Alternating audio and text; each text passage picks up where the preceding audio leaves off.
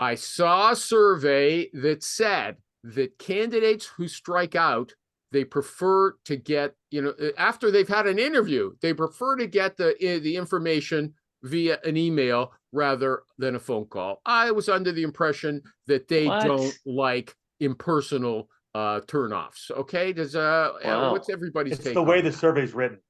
Never trust any survey in HR. We're all idiots when it comes to it.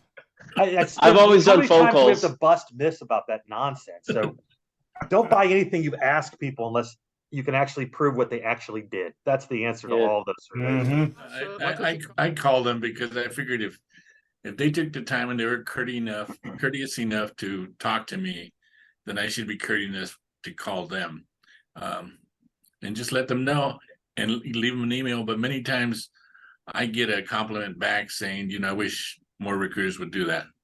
Yeah. So, you're proving Jimmy Durbin right. You're going against the survey, and that's what they're thanking you for. Yeah, well, but like Jim said, F the survey. I just think it's the right thing to do, and that's what Elly wants to talk.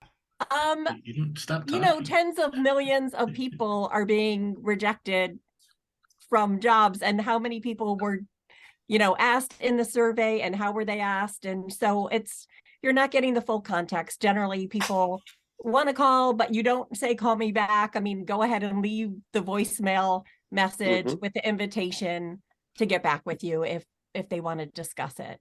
Okay. Yep. Nobody ever really does call you back. There are people who would pick up the phone. It's just, if you miss them, leaving, rather than saying, call me back in that neutral and they don't know, just go ahead and leave the bad news. Yes. I always leave the bad news in the voicemail. Yeah. Rather than risk playing phone tag or leaving you, or sending you an impersonal email, or doing what most others do, not calling you back at all. Here's the bad news. Now, the touchy part in closing things out, I find, is sometimes it's months later. And it's interesting how people get angry when you get back with them too late from when they think, which should have been 6 to 8 weeks max. And you can try to keep in touch, but we all know things happen. So I do think it's interesting when people are like, it was 3 or 4 months ago, or worse yet, like when it gets to 6 months, it's tricky closing it out. Nobody here is out of touch with their candidates for 6 months. Okay. That's absurd.